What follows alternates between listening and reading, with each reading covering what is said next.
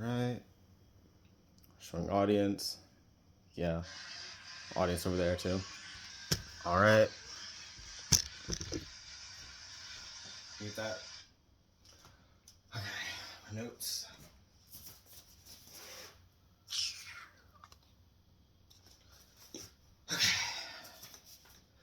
So my presentation is on why children shouldn't play violent video games. Credibility I have for this is I've done the research for it. I myself was a child that played games, quite a few of them violent, some of them not. My name is Aristotle Washington. So with this, I plan to go into the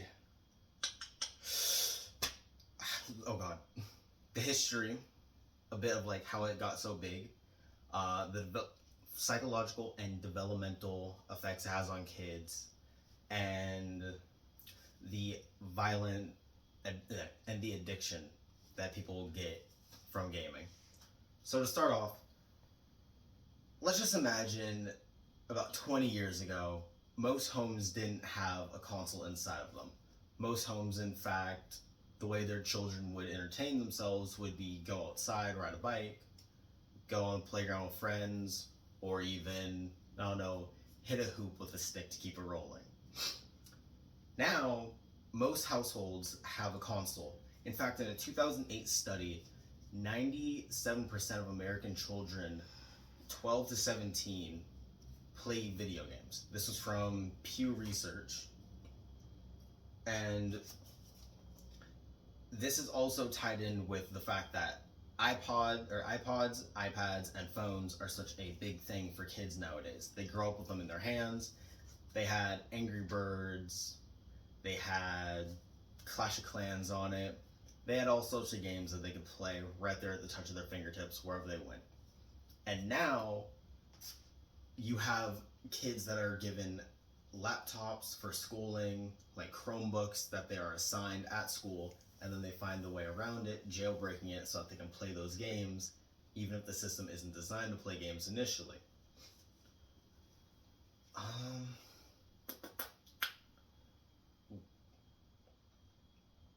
So that's just a bit on the gaming like history, or on the growth of gaming in homes. I would like to go on to talk about the mental effects of gaming. So a study that was done by PubMed showed 90% of children aged 2 and up now play games, and about 8 to 12 year olds, the age grouping of 8 to 12 year olds on average play 1.5 to 2 hours a day. Now, it doesn't seem too bad, 1.5, 2 hours a day, but it builds up. And thinking about the fact that it builds up leads to kids coming home from school and immediately hopping on the game with no regards to their classwork or even eating at moments. This just games right off the bat, that's what their brain is now assigned to, like the dopamine rush that they get from it is what they're fixed to. Additionally, excess amounts of gaming actually leads to higher anxiety and depression in children and people, or in adults, not just children. That was a study done by people.com. Another thing is reduced empathy. So gaming actually, due to people being so desensitized to violence and all that from gaming, violent gaming especially, they are just nonchalant about the things that happen in the world nowadays.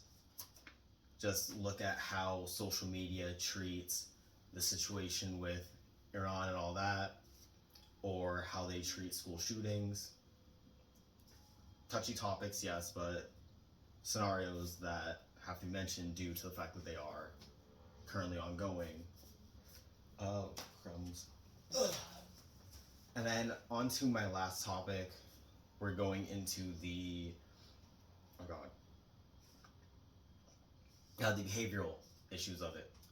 So, behavioral wise, children aren't able to regulate their impulses as well as an adult would be able to. Thus, with gaming, they're acting out on these impulses whenever they want, and in violent video games, those impulses are acted out with violence, killing characters, dismembering them, even if they're playing with friends, shooting their friends, killing their friends, all that. And Kutner and Olson, they did a 2008 study. They said that gaming was a form of stress relief over aggression for children. However, they did not consider the fact that aggression is a form of stress relief for some people. Thus, it just builds into a cycle of addiction to relieving your impulses through violence. Now, not much time left, so I'd like to draw back to what my 3 points were. Behavioral issues with people that play violent video games, psychological and developmental issues like reduced empathy, and a bit on the history of it, such as not having consoles in homes about 20 years ago.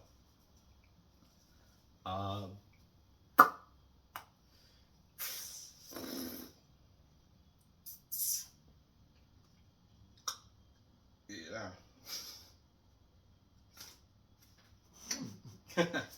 Yeah. So in conclusion, as I said, I'd like you to think about the fact that 20 years ago, most homes didn't have consoles in them, and now 97% of American children, well, they play games on the daily. So, thank you. That was my presentation.